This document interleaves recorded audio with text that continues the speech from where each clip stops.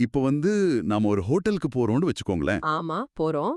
அங்க ஒரு மூடிய சமையலறை இருக்கு, இன்னொரு பக்கம் திறந்த வெளி சமையலறை இருக்கு. மூடிய கதவுக்கு பின்னாடி என்ன நடக்குது, அவங்க என்னென்ன மசாலா போடுறாங்கன்னு நமக்கு தெரியாது, அப்படிதானே? கண்டிப்பா தெரியாது. அது ஒரு பெரிய மர்மம் தான். ஆனா இந்த டிஜிட்டல் உலகத்துல நாம தினமும் யூஸ் பண்ற பல ஆப்ஸ்களை எந்த கேள்வியும் கேட்காம அப்படியே நம்புறோம். இது எவ்ளோ பெரிய ரிஸ்க். இதனால தான் சாஃப்ட்வேர் உலகத்தோட ஒரு திறந்த வெளி சமையலறையான கிட்டப்பை பத்தி இன்னைக்கு நாம ஆழமா பார்க்க போறோம்.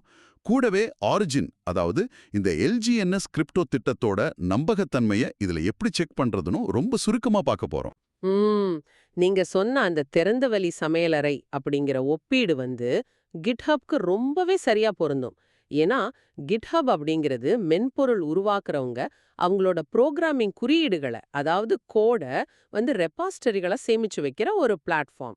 ஓ, அப்போ இது டெவலப்பர்ஸ்க்கு வெறும் பேக்கப் எடுத்து வைக்கிற இடம் மட்டும் கிடையாதா? இல்லவே இல்ல.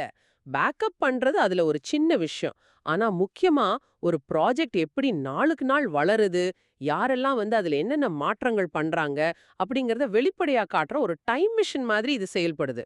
அப்போ அந்த சமையலறையில நிஜமாவே என்னென்ன தொழில்நுட்பங்களை சமைக்கிறாங்க அப்படிங்கறத இத கேட்டுட்டு இருக்கிற நீங்களும் சரி, நானும் சரி, யார் வேணாலும் நேரடியா பார்க்கலாம். அதானே அர்த்தம்? ஆமா, கட்டாயமா பார்க்க முடியும். அவங்க குறியீட்ட ஓபன் சோர்ஸா, அதாவது பொதுவெளியில வைக்கும்போது அங்க மறைக்கிறதுக்குன்னு எந்த ரகசியமும் இல்ல. எல்லாமே டிரான்ஸ்பரண்டா இருக்கும். சரி, இது கேட்க ரொம்பவே நல்லா இருக்கு. ஆனா இத வச்சு நாம எப்படி கிரிப்டோ அல்லது டிஃபை திட்டங்களோட நம்பகத்தன்மையை செக் பண்றது? இப்போ இந்த கிரிப்டோ திட்டங்கள்லாம் ஏன் GitHub யூஸ் பண்ணணும்? நல்ல கேள்வி. இப்போ கிரிப்டோ முதலீடுகள்ல உங்க பணத்தை ஒரு பேங்க் மேனேஜர் பாதுகாக்கிறது இல்ல. ஸ்மார்ட் கான்ட்ராக்ட்னு சொல்லப்படுற அந்த ஆட்டோமேட்டிக் கோடுகள் தான் பாதுகாக்குது. ம், ஒரு டிஜிட்டல் வெண்டிங் மிஷின் மாதிரி. பணத்தை போட்டா பொருள் வரணும். அதேதான். நீங்க பணத்தை போட்டா உங்களுக்கு பொருள் வரணும். ஆனா அந்த மிஷினுக்குள்ள அதை உருவாக்குனவர் மட்டும் மொத்த பணத்தையும் எடுக்கக்கூடிய ஒரு ரகசிய பின் கதவு, அதாவது ஒரு பேக்டோர் இருந்தா என்ன ஆகும்னு நினைச்சு பாருங்க. அட பாவமே! அப்ப நம்ம மொத்த முதலீடும் ஒரே செகண்ட்ல சுருட்டப்பட்டு விடுமே! ஒரு பெரிய ஸ்கேம் நடக்கிறதுக்கு இதுவே ஒரு ஈஸியான வழியா மாறிடும். அர்த்தம். இப்போ நீங்க ஒரு கிரிப்டோல பணம் போடுறீங்கன்னா முதல்ல உங்களோட GitHub பக்கத்தை தேடி பார்க்கணும். ஓ, இப்போ புரியுது. உதாரணத்துக்கு இந்த ஆரிஜின், அதாவது எல்ஜிஎன்எஸ் திட்டத்தை எடுத்துக்கலாமே. ஆமா, ஆரிஜின் ப்ராஜெக்ட் இதுக்கு ஒரு பெர்ஃபெக்ட் உதாரணம். நான் நான் கூட பார்த்தேன். அவங்களோட கிட்டப் அக்கவுண்ட் ஆரிஜின் பேங்க் அப்படிங்கிற பேர்ல இருக்கு. அதுல ஸ்டேக்கிங், அதாவது நீங்க டோக்கன்களை லாக் பண்ணி வட்டி வாங்குற முறை, அப்புறம் அவங்களோட எல்ஜிஎன்எஸ் டோக்கன் மற்றும் ட்ரெஷரிக்கான நிஜமான ஸ்மார்ட் கான்ட்ராக்ட் முகவரிகள் எல்லாமே ரொம்ப வெளிப்படையாவே ஷேர் பண்ணியிருக்காங்க. ஆனா இத பார்க்கும்போது எனக்கு ஒரு சின்ன சந்தேகம் வருது. சொல்லுங்க, என்ன சந்தேகம்? இப்போ இதை கேட்டுட்டு இருக்க நீங்க சாஃப்ட்வேர் நாலேஜ் இல்லாத ஒரு சாதாரண மனிதர்னு வச்சுப்போம். GitHubல ஏதோ ப்ரோக்ராமிங் கோட் இருக்கு, சரி. ஆனா அதை பார்த்து இந்த சிக்கலான கணக்கை நீங்க எப்படி புரிஞ்சுக்கிறது? இது வெறும் குழப்பமான வார்த்தைகள் மாதிரி தானே இருக்கும். இது உங்களுக்கு எப்படி நிஜத்துல பயன்படும்? கரெக்டா கேட்டீங்க. இங்கதான் விஷயமே இருக்கு.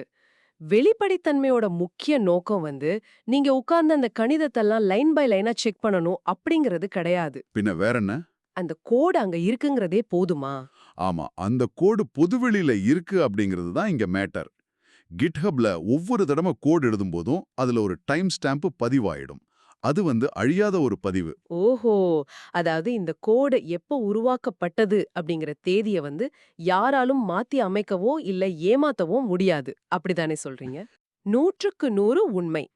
இந்த டைம் ஸ்டாம்ப் பதிவுகளை வச்சு தான் ஆரிஜின் திட்டத்தோட வயது சுமார் 14 வருஷம் அப்படிங்கிறத ஆடிட்டர்ஸ், அதாவது எந்த பக்கமும் சாராத தணிக்கையாளர்கள் உறுதியா சொல்லியிருக்காங்க. 14 வருஷமா? கிரிப்டோ உலகத்துல நிறைய ப்ராஜெக்ட்ஸ் சில மாசங்கள்லயே காணாம போயிடுற நிலைமையில 14 வருஷம் நிலைத்து நிற்கிறது அப்படிங்கிறது ரொம்ப பெரிய விஷயமாச்சே. நிச்சயமா பெரிய விஷயம்தான். கோட் பொதுவெளியில இருக்கிறதும், அத நிபுணர்கள் தணிக்கை செய்ய முடியறதும் தான் ஒரு முதலீட்டாளருக்கு தேவையான ஆழமான நம்பிக்கைய கொடுக்குது. சூப்பர்! இப்போ ரொம்ப தெளிவா புரியுது. அப்போ GitHub அப்படிங்கிறது வெறும் புரோகிராமர்களுக்கான ஒரு விளையாட்டு மைதானம் மட்டும் கிடையாது. அது முதலீட்டாளர்களுக்கான ஒரு பாதுகாப்பு கவசம். அந்த சமையலறை உண்மையிலே இயங்குது, அங்க ரகசியமா யாரும் உங்க பணத்தை அபேஸ் பண்ண திட்டமிடல அப்படிங்கறது இது நிரூபிக்குது. ஆமா, டிஜிட்டல் உலகத்துல நாம கண்மூடித்தனமா நம்புறத விட்டுட்டு சரிபார்க்கக்கூடிய ஒரு உண்மைக்கு நம்மள மாத்துறது இந்த மாதிரி பிளாட்ஃபார்ம்ஸ் தான். இதை விட ஒரு சிறப்பான முடிப்பு இருக்க முடியாது. சரி, நாம இந்த ஆழமான அலசலை முடிச்சுக்கிறதுக்கு முன்னாடி இதை கேட்டுட்டு இருக்கிற உங்களுக்கு ஒரு இறுதி சிந்தனை. இந்த டிஜிட்டல் உலகத்துல குறியீடே சட்டம் அப்படின்னா, நீங்க தினமும் நம்பி பயன்படுத்துற எத்தனை ஆப்ஸ் GitHub மாதிரியான திறந்த தளங்கள்ல தங்களோட சமையலறையை திறந்து வச்சு தங்களோட முழு ரகசியத்தையும் உங்களுக்காக பகிர தயாரா இருக்குன்னு கொஞ்சம் யோசிச்சு பாருங்க.